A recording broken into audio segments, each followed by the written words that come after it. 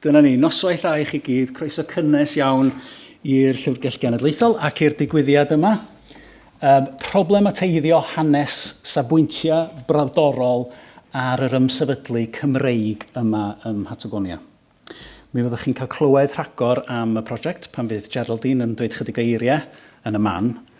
Dwi am ddechrau drwy gyflwyno ein siaradwyr. Felly Geraldine, Brif Ymchwilydd Dr Geraldine Lublin yw Patagonia. Ar ei ffurf gyfoes ac o safbwynt hanesyddol.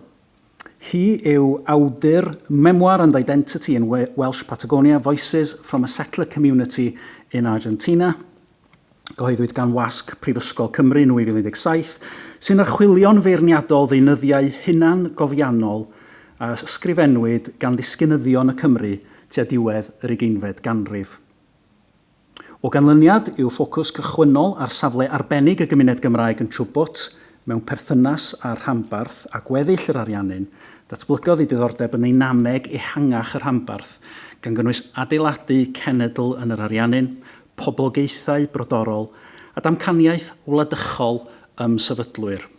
Geraldine yw cyd-gyfarwyddwraig CEPSAM, y ganolfan astudiaethau cymharol Portugal, Sbaen a chyfandiroedd America ym Prifysgol Abertawe. Ac hefyd ar y panel mae Gwilym Bowen Rhys. Mae Gwilym Bowen Rhys wedi sefydlu hun fel llysgenna teilwng dros y Gymraeg a chanu gartref yng Nghymru ac ar draws y byd hefyd. Cafodd hyn ei gadarnhau gan ei enwebiad ar gyfer gwobr y flwyddyn yng ngwobrau gwerin BBC Radio 2 a thrwy ennill gwobr yr artist unigol gorau yng ngwobrau gwerin Cymru. Mae gerddoriaeth yn cyfuno hen eiriau ac alawon a'r traddodiad Cymreig gyda'i arddull, gyfoes ac amrwd ei hun. Rhyddhawyd ei albwm gyntaf o Groth y Ddaear yn 2016 a chyrhaeddodd restr fer albwm gorau'r flwyddyn yn yr Eisteddfod Genedlaethol. Rhyddhawyd ei 5yd albwm Aden Eleni yn 2025. A dylwn ni ddweud hefyd fy mod I yn aelod o'r panel hefyd, Dafydd Tudur ydw I. Dwi yn bennaeth ymgysylltu yma yn y Llyfrgell. Dwi yn dod at yr prosiect yma gyda diddordeb mawr achos mi nes I ysgrifennu fy nhrieithawd ymchwil dros 20 mlynedd yn ôl ar oes a gwaith a syniadaeth Michael D. Jones, un o'r unigolion sy'n ei gysylltu yn arbennig gyda hanes sefydlu'r wladfa ym Mhatagonia. Ac mwyn gweithio ar brosiect digido o'r enw Glaniad, oedd yn cyflwyno hanes y wladfa ar ffurf ddigidol trwy wefan deirieithog, y des I yma I weithio yn y Llyfrgell gyntaf yn 2006, a dwi wedi bod yma ers hynny. Erbyn hyn, mi ydw I yn gweithio, mae ngwaith I wedi ymwneud ar digidol, ar defnydd o dechnolegau digidol mwyn ehangu mynediad at dreftadaeth a hanes ar hyd y blynyddoedd.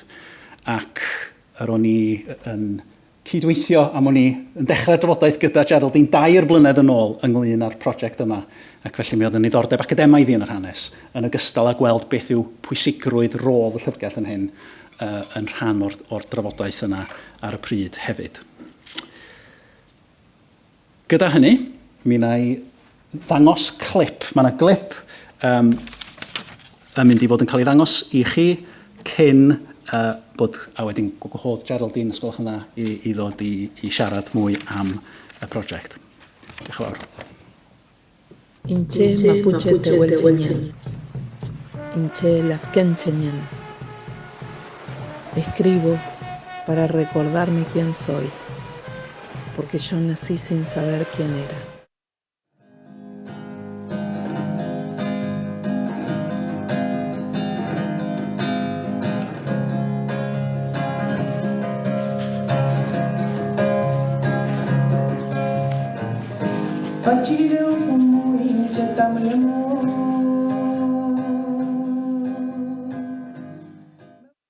Lo que nosotros sabemos sobre la historia de nuestros antepasados, lo sabemos gracias a los relatos que nos contaban nuestros abuelos, nuestras abuelas, que ellos escuchaban de sus padres, que habían vivido sus bisabuelos, sus tatarabuelos.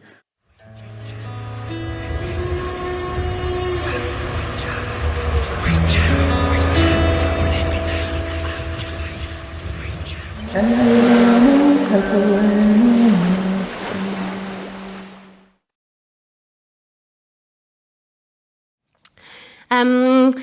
diolch yn fawr iawn i Dafydd am y cyflwyniad. Diolch i'r Llyfrgell am bodlonrwydd i ddod ar antur gyda ni. Dwi'n diolchgar iawn diolchgar iawn bod sefydliad fel y Llyfrgell yn fodlon croesawu yr arddangosfa da ni'n lawnsio heddiw. Felly, dwi wedi paratoi ychydig bach o wybodaeth, jyst o ran yr ochr ffurfiol, ond dangos y ffilmiau yw brif peth heno.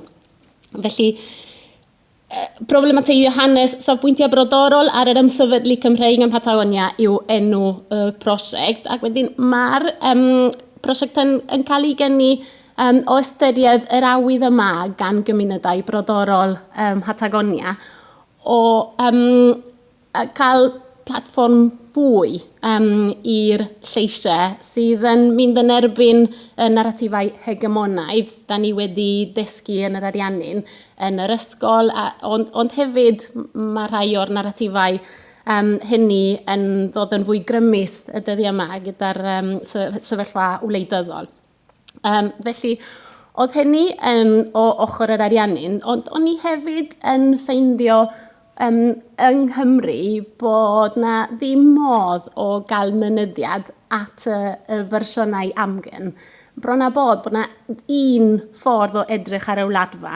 Ac pan oedd bobl isio edrych ar fersiynau y cymunedau brodorol, oedden nhw'n mynd yn ôl mewn hanes a mynd yn ôl at yr hyn oedd gan y Cymru i ddweud am y cymunedau brodorol. Ac o'n i'n meddwl, wel, mae yna gymunedau brodorol ym Mhatagonia ar hyn o bryd. Pam nad ydyn ni'n rhoi cyfle iddyn nhw ei ddweud yn uniongyrchol.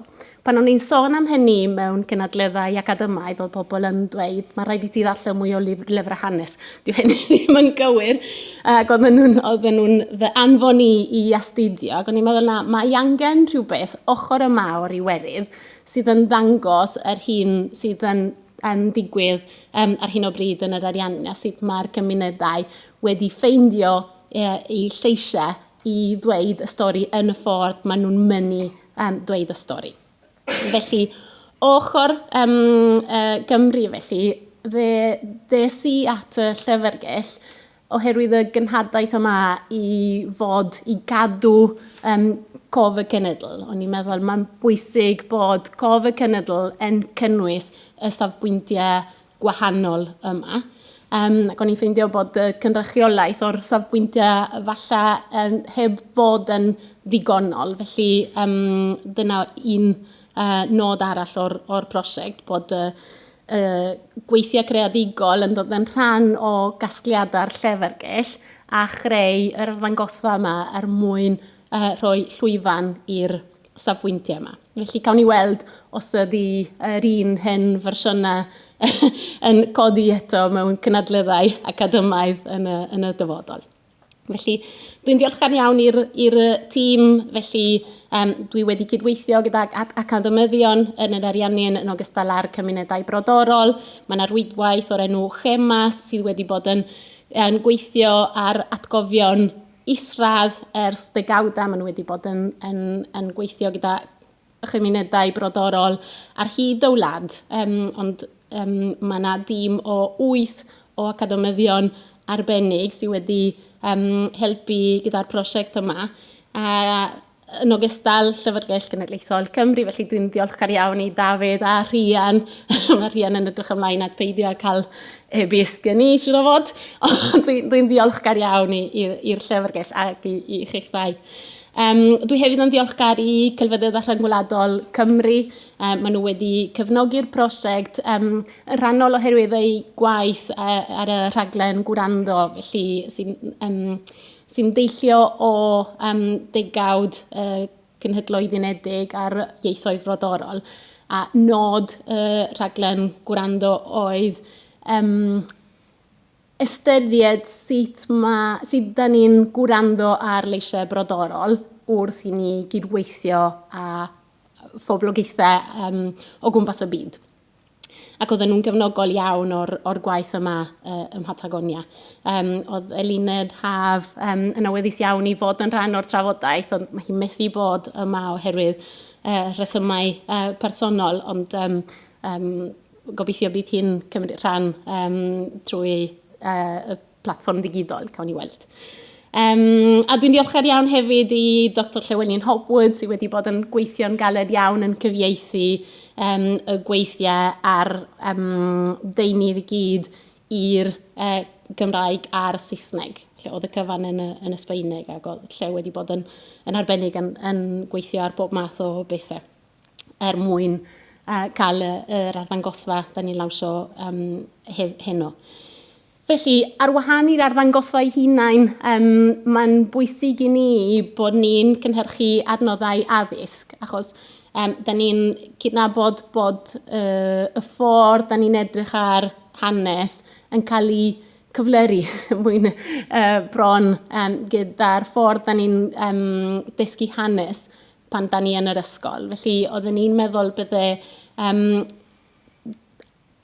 creu deunydd ar gyfer yr ysgolion yn bwysig iawn, a da ni wedi creu da ni wedi creu cymaint ag oedden ni'n disgwyl, ond mae yna ddeunydd yn rhan o'r arddangosfa, a da ni'n gwahodd ysgolion ac athrawon i ddefnyddio'r adnoddau yna.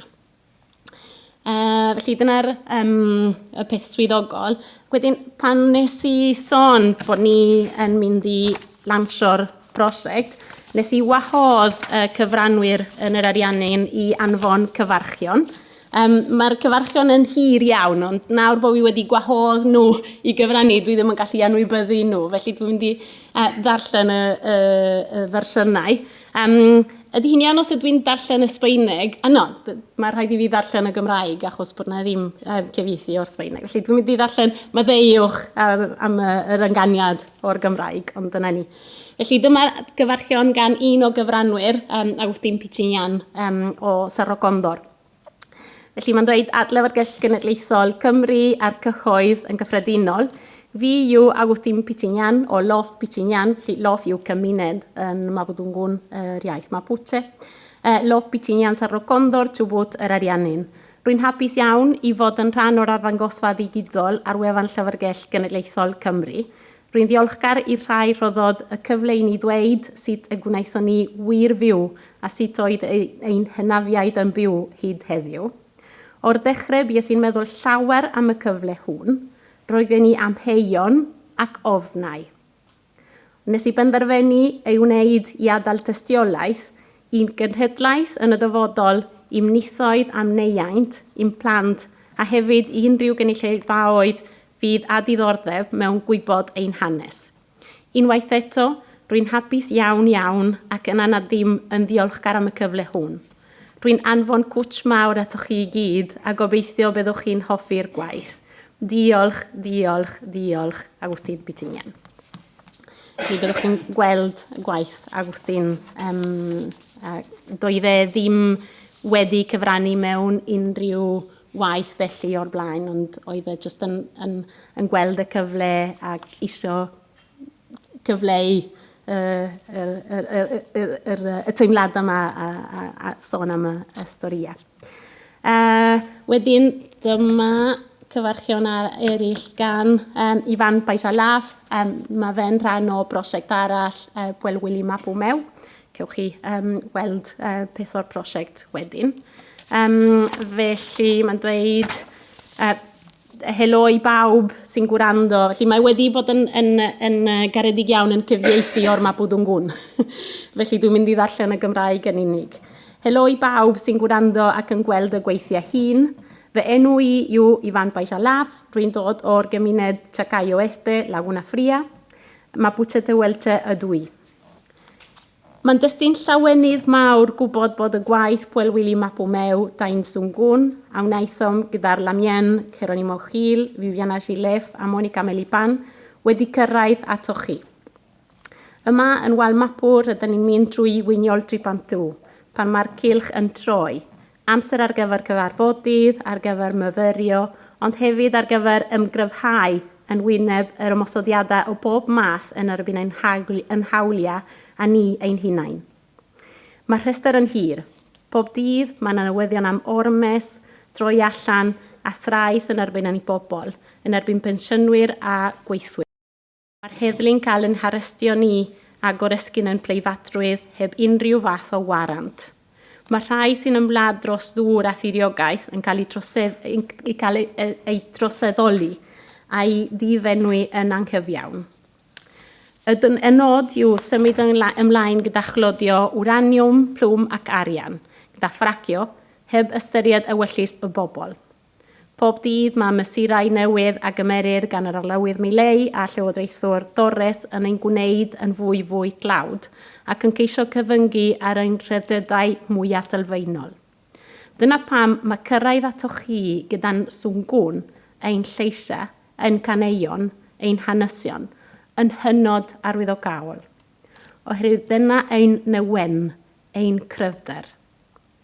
Ond hefyd, fel y dwedon ni y tro gyntaf i ni berfformio'r prosiect yma, mae yna gysylltiad o fydd i'r ddwy ochr lle mae pwy bynnag sy'n gwrando, pwy bynnag sy'n derbyn y lleisiau hun, yn ymrhoi rhan ohoni nhw eu hunain, eu eu sylw.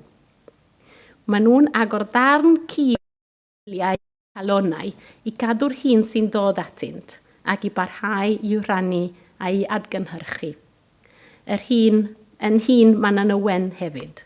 Yn y modd hwn byddwn ni'n cryfhau ein gilydd yn y wetri bantw y cilch newydd hwn ac yn parhau i rannu ac adeiladu ein swngwn.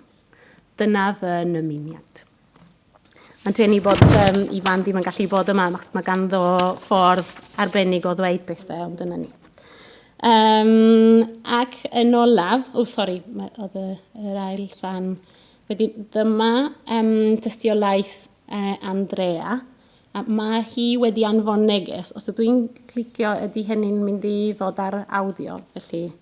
Mae'r awdio yn y Sbaeneg. Mari, Compuche, Cañelo Mapu, Gales Mapumeu.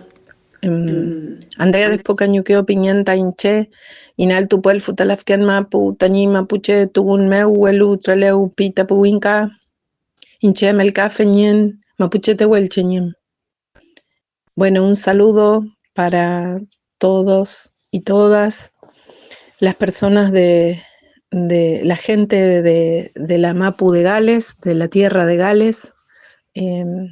Soy actriz Mapuche Tehuelche y vivo en Trelew, cerca de donde desembarcaron los colonos galeses y se asentaron en estas tierras. Y espero que sea bien recibido el mensaje, el trabajo que hicimos hay varios trabajos que se van a presentar con otros lamien y Peu Mangele Akui Kumenewen Fei Mapumeu Liv Rakizuan, que llegue un buen pensamiento, un pensamiento limpio a esa Mapu cuando vean los trabajos, y la idea es que se pueda entender cómo vivimos nosotros esa colonización y también qué pasaba con el Estado argentino, para entender también nuestro presente. Peu Mangele Kume Wiñoy Tripantu, para nosotros es el año nuevo, comienza un nuevo ciclo, el año nuevo mapuche, así que sea un año que nos dé más fuerzas y buenos pensamientos, y que por una interculturalidad, ¿no es cierto?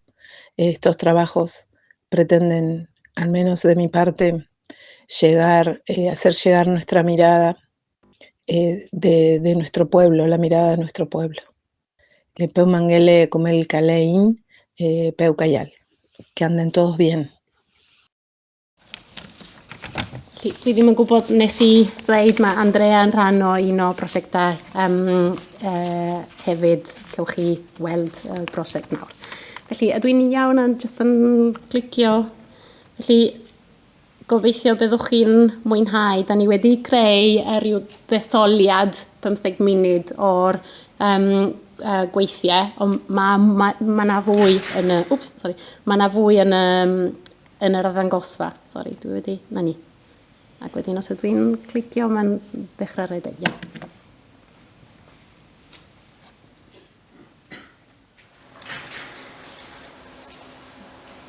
Primer poema. Cómo me gustaría ser un buen pionero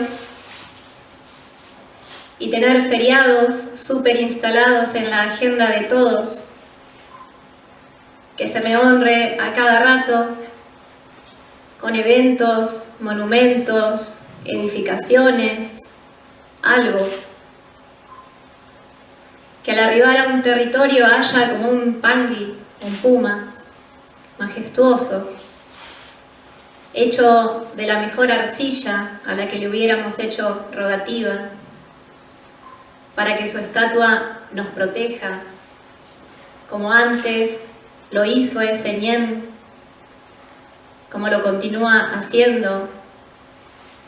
El puma guió a nuestro pueblo en la etapa del destierro, se aparecía en los sueños e indicaba los caminos para que sobrevivieran nuestros cuifi.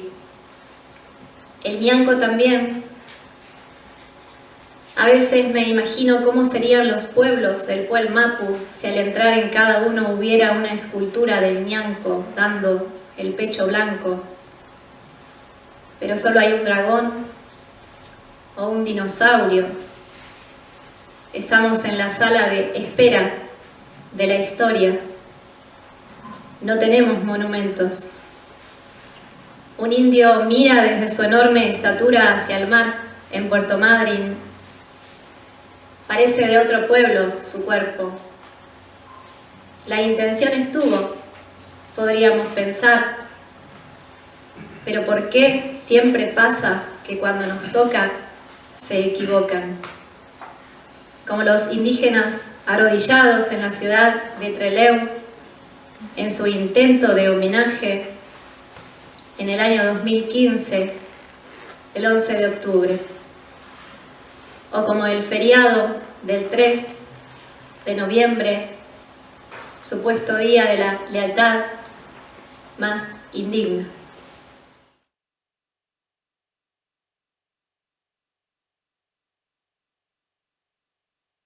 Soy Agustín Fichigán, soy descendiente mapuche. Según nuestra historia, nosotros también tuvimos que emigrar dentro de lo que hoy es Argentina,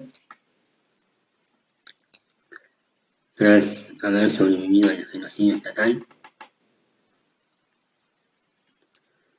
Y llegamos a Chubut.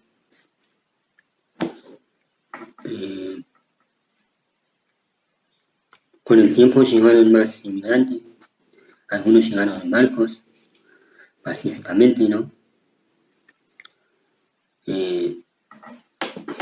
También buscando tranquilidad y prosperidad.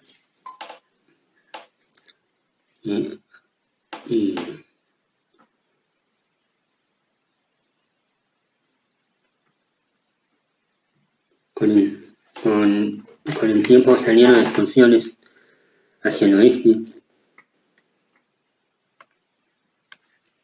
también buscando campos fértiles, aptos para el trabajo. Pero esos campos, muchos estaban ocupados. Y ahí empezaron los engaños, las trampas, violencia, discriminación y desalojo hacia la gente que estaba. Como nos tocó a nosotros, que nos sacaron gran parte del campo. Muchos campos nos sacaron. Y bueno, quedamos muy poquito. mucha de nuestra gente se tuvo que ir, porque ellos tenían animales que habían llegado, ya tenían poder y todo, lo que uno como estaba acá no lo tenía, Mapuche, digamos. Éramos los malos, supuestamente. Hasta hoy en día mucha gente cree que somos malos, nos discriminan, nos miran mal, pero si vamos al caso, los que estábamos primero éramos nosotros, los chilenos. Me decía mi tío, me contaba, que hace como 20 años ellos estaban levantando un alambre que divide el campo. Y bueno, el otro dueño, mientras estaban trabajando, no estaba todo bien, digamos. Una vez que levantaron el alambre, apareció de vuelta el supuesto dueño y prohibió la entrada al campo y hasta puso un candado que hasta el día de hoy se puede ver que está ahí en la entrada. Es decir, que no cerraban el paso,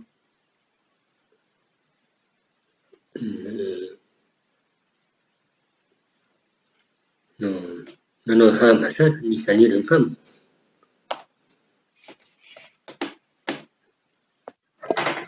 También me acuerdo que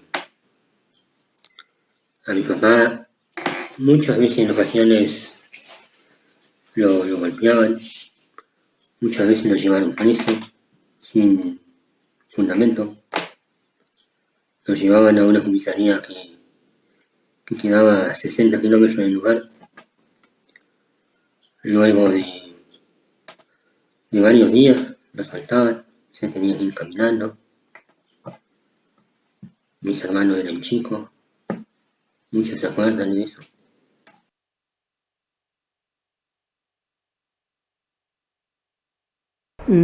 Nuestra comunidad sufrió muchas cosas como el desalojo del 37.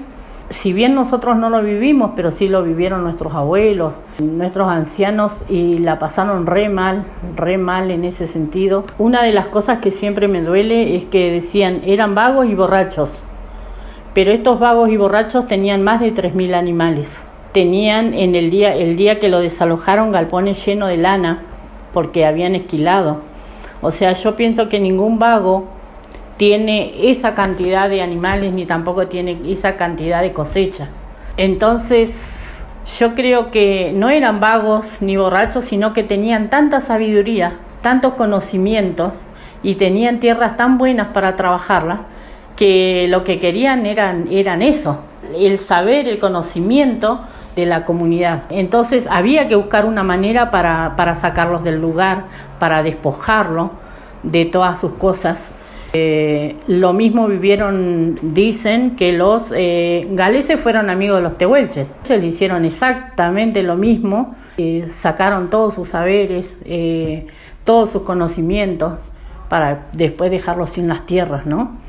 Porque hoy en día no hay en Trevelin, por ejemplo, es el lugar de los galeses y antes era de pueblos originarios. Si había tanta amistad, ¿dónde están los pueblos originarios? ¿Por qué todo eso es galés? ¿Por qué se sigue enseñando el idioma galés? ¿Y dónde está el idioma de los pueblos originarios? Lo callaron, lo dejaron que se pierda. Entonces uno ve que no había ninguna amistad, sino que habían intereses. A través de este trabajo también me invitaron en Madrid. Allá está el encuentro donde hacen el intercambio de la carne con el pan. La verdad que a mí eso me pareció una indignación, como que se ríen de nosotros, porque realmente pasó así, pero no creo que con la amistad que ellos dicen, porque ustedes donde vayan van a encontrar un montón de galeses, dueños de la tierra, dueños de negocios, dueños de empresas, son patrones, y pueblos originarios siguen siendo peones. peones de ellos mismos. Entonces uno ve que los utilizan, los siguen utilizando. No, hacemos esto, vestido, no sé, ponete la ropa que usás en el Camaruco y llevate el pan y cambiarlo por la carne. O sea, me pareció eso que no es un acto de respeto ni un acto de amor para nada. Entonces pienso que esto tiene que cambiar, ¿no? Nadie es dueño de las tierras, somos parte de la tierra, pero que todos tenemos saberes, conocimientos distintos y que debemos compartir, que debemos ser iguales porque somos humanos. Entonces debemos reconocer lo que era nuestro y lo que es del otro, o sea, sobre todo en los extranjeros, digamos, ¿no? Ellos tienen que aprender a reconocer que nosotros somos un pueblo preexistente y tienen que saber reconocer que tenemos un montón de saberes, el arte que tenemos nosotros, ya sea el arte textil, el arte de la alfarería, de la platería, es un arte milenario. Y eso es lo que tienen que respetar, eso. El arte nuestro es un arte milenario. Eso me parece que falta, respetar y reconocer que somos un pueblo preexistente y que a muchos, como a mí también, que intentaron callarme muchas veces, con algunos lo lograron. Entonces yo no quiero ser así, no quiero que me pase esto a mí. No quiero que a mí me pase esto de que me callen porque me da vergüenza o porque siento miedo de ofender a alguien, porque la gente no tiene miedo de ofenderte, todo lo contrario. La gente te ofende como quiere, con palabras a lo mejor raras porque estudian más, que tienen más estudios que uno. Entonces, pero no tienen problema para ofender. Entonces, yo creo que nosotros tampoco. Con nuestras palabras y con nuestros saberes tenemos que aprender también y saber defendernos ahora, ¿no? Yo siempre digo, nuestros viejitos, nuestros abuelos, nuestros ancianos, ellos no pudieron defenderse. No sabían cómo. Hoy tenemos nosotros un montón de herramientas para defendernos y para visibilizar. Entonces tenemos que aprovechar eso, las herramientas, y no quedarnos. Hoy yo soy una parte de la voz de alguien, pero yo sé que los que vienen, mis nietos, mis bisnietos, van a continuar. Hay que trabajar mucho. Para eso uno tiene que fortalecerse, porque de esta manera es lo que le inculcamos a los hijos, lo que le inculcamos a los nietos, y para mí ya es un hecho, porque tuve la oportunidad de ir a la escuela donde va mi nieta, y mi nieta prácticamente dio la clase ella. Entonces ahí yo me doy cuenta de que realmente nosotros estamos siendo la voz, y cuando yo no esté, estarán ellos, y así de generación en generación, ¿no? Creo que vamos por buen camino, sí, eso, que vamos por buen camino. Y no porque que nos quieran bajar los brazos vamos a dejar de ser Mapuche Tehuelche, todo lo contrario, estamos vivos.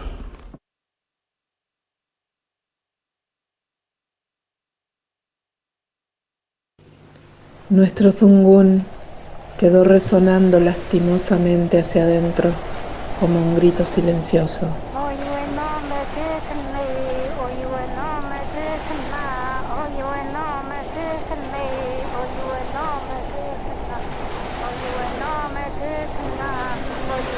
Escribo esta danza en el viento para honrar a los cuifi. Escribo esta danza en la tierra para sacudir la historia. Auquín, mapu auquín, desempolvar la memoria de lo no dicho. Escribo para que drene esta memoria. Auquín, mapu auquín, alquín tuleimón fachipurún putaquecheyán. Escribo por los asesinados en las comisarías de las ciudades. Escribo por Camilo Catrillanca y Rafael Nahuel. Escribo por los machis condenados a alejarse de su rehue y su lagüen.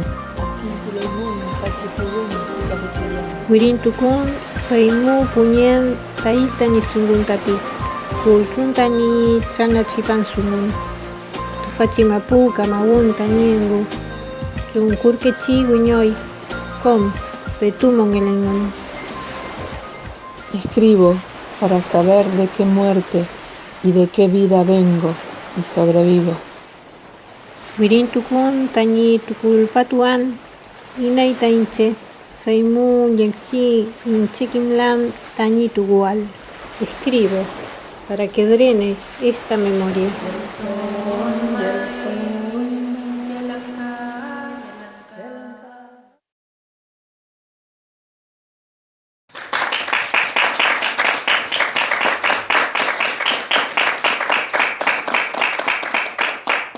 Dwi'n gweld bod hi'n rhedeg yn hwyr. Y syniad oedd gael trafodaeth, derbyn cwestiynau ac yn y blaen, a dwi'n gwybod fel berchenogion y tŷ, dwi'n derbyn eich cyngor. Mae gennym ni tan 6 o'r gloch. Iawn. I allu cael trafodaeth a mae'n croeso ti benderfynu beth ydy'r defnydd gorau'r amser. O na, paid. Dwi eisiau bob dim, achos dwi eisiau clywed gen i chi, o dwi eisiau hefyd rhoi cyfle i bobl ofyn cwestiynau. Ac ar y we, o'n i wedi addo'r cyfle i ofyn cwestiynau ar y we. Nes i wir mwynhau y person oedd yn darllen y barddoniaeth yn y dechrau, ac oedd be oedden nhw'n sôn am cofebion ac pwy oedd yn cael ei cynrychioli yn y cofebion ac yn cael ei cam-gynrychioli hefyd. Ac yn aml iawn mae yna rhyw fath o ddau math o hiliaeth mewn ffordd. Mae gen ti hiliaeth yn dwyneb sy'n cael ei leisio, ond mae yna hiliaeth hefyd sy'n mynd dan yr wyneb.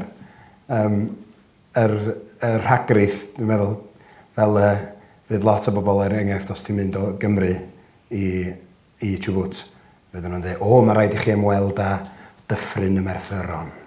Achos Dyffryn y Merthyron oedd lle gath 3 Gymro ei lladd gan criw o bobl brodorol 150 mlynedd yn ôl.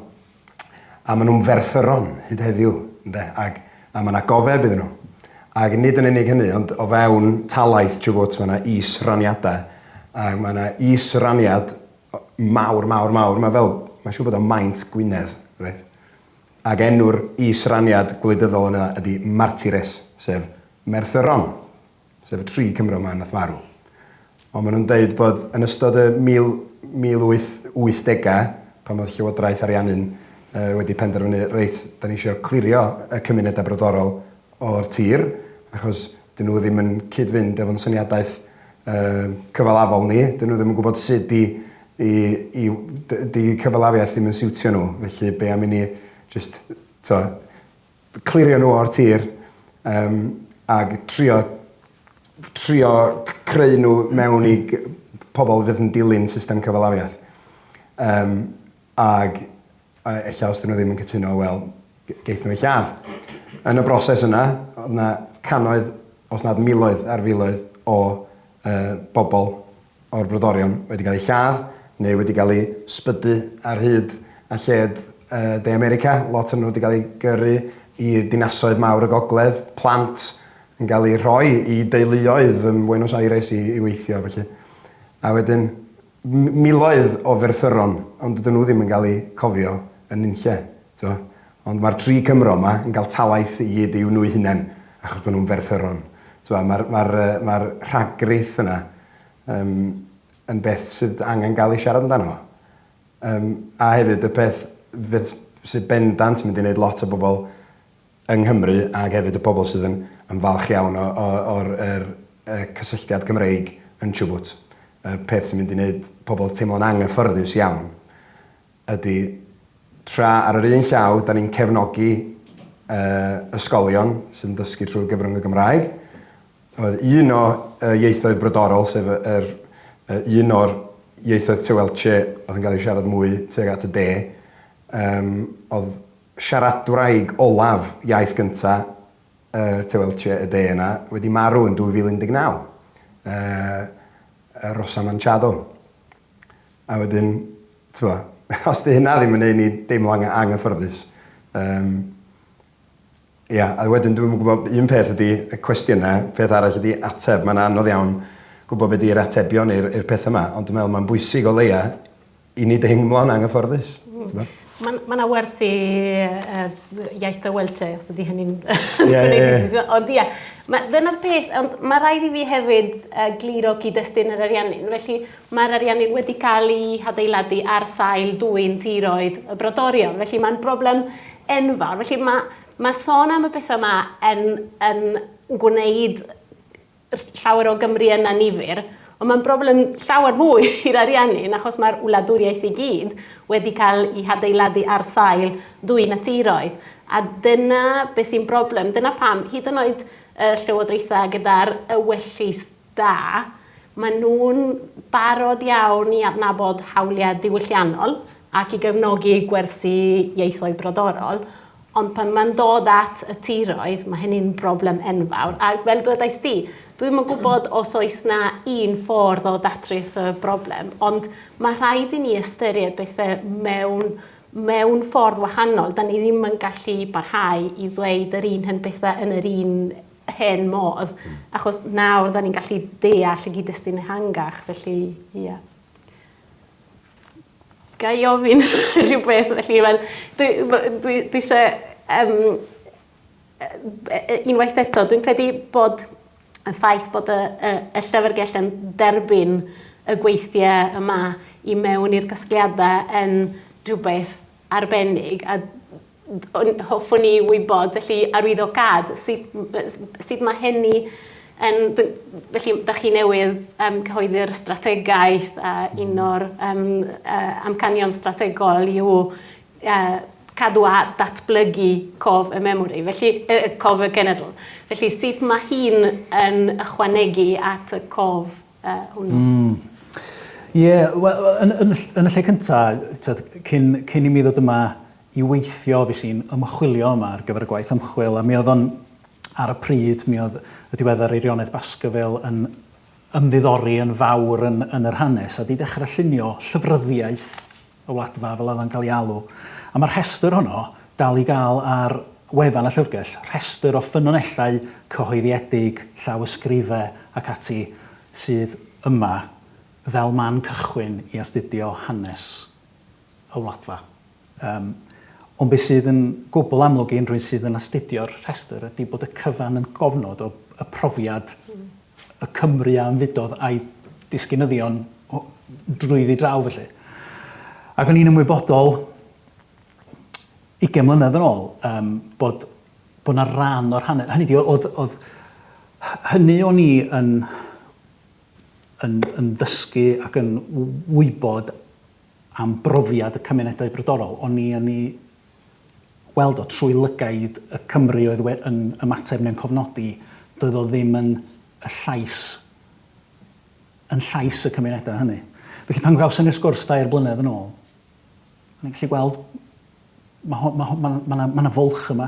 Ac mae o'n cynnig cael ei adlewyrchu yn y strategaeth o ran datblygu ein casgliadau cenedlaethol. Ond rhan o datblygu casgliadau ydy sylweddoli nad ydy'r cyfan yma ac y mae angen adnabod y bylchau, y lleisiau sydd ddim yn cael eu clywed. Mae stori Cymru yn stori rhyngwladol. Mae yna leisiau sydd heb eu clywed yma ar dir Cymru, ar hyd yr degawdau a'r canrifoedd. Mae angen i mi fod yn ceisio i clywed, boed trwy ddogfennau neu trwy brofiadau byw heddiw, ac yng nghyd-destun yr ymfudo o Gymru i'r rannau eraill o'r byd. Mae cyfraniad y prosiect yma yn cyfrannu at roi'r llais i'r tangynrychioledig. A be nath yn haro fi wrth edrych ar y prosiectau a sut maen nhw'n cael eu cyflwyno yn yr arddangosfa ydy wir y profiadau byw a sut mae yr hyn a ddigwyddodd degawdau, 150 o flynyddoedd yn ôl, yn dal i fod yn rhan o brofiad bywyd i'r cymunedau brodorol heddiw. Oedd hynny'n beth grymus a theimladwy iawn i mi, i ryw fath a'i weld a'i sylweddoli trwy gyfrwng y prosiectau felly. Felly, ie, mae hwnna'n rhyw fath o gyfuniad o ateb dy gwestiwn di gobeithio ynglyn â pam bod ni'n gweld hyn yn bwysig i rôl y llyfrgell fel sefydliad sydd yn fan, rydyn ni'n cael nifer o bobl dod ato ni yn holi am yr hyn sydd gennym ni'n ymwneud â hanes y wladfa, ond hefyd o ran profiad personol a nealltwriaeth personol o'r hanes. Swn i'n licio gofyn, a fydd y prosiect yma, neu'r cynnwys yma ar gael yn yr Ariannin hefyd? Wel, drwy'r we, mae ar gael ydy, mae ar gael yn barod. Ie, achos oedden ni sôn fan am diffyg y lleisiau yma, ond hyd yn oed ti'n sylwi pam ti yn neu America, so ni'n mynd rownd siopau llyfrau yn Buenos Aires yn chwilio am unrhyw beth i wneud efo hanes pobloedd brodorol, ac oedd o'n anodd iawn, dod o hyd i lyfrau, wel, hwn yn un da ges i, ond oedd hwn mewn siop lyfrau NSGL oedd yn arbenigo mewn ffordd mewn lleisiau brodorol, a fysa wych gael hwn mewn mwy o ieithoedd yn Saesneg a hyd yn oed yn Gymraeg, neu os mae yna fwy yn cael ei sgwennu am Patagonia o Safbwyntiau Cymru, bod yna lot fawr ohono fo, lot mwy ohono fo i wneud efo y perthynas ag safbwynt y pobloedd brodorol yna.